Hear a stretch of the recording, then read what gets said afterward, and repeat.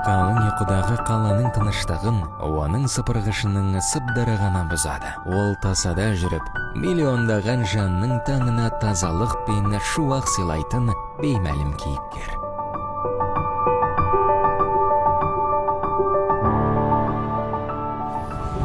Саламатсыз ба? Кешіріңіз.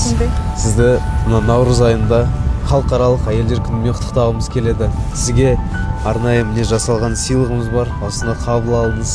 Рахмет, көп. Бұдан бөлек тағы бір сыйлығымыз бар еді. Жүріңіз.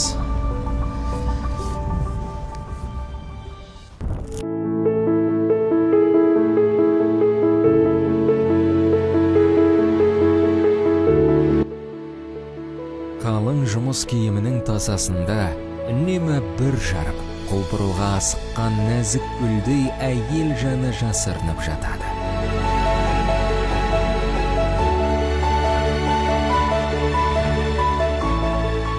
Көктемдей құлпырған ару, маңдай теріңіз бен табиғи сұлулығыңыз үшін бас иеміз. Рахмет сіздерге.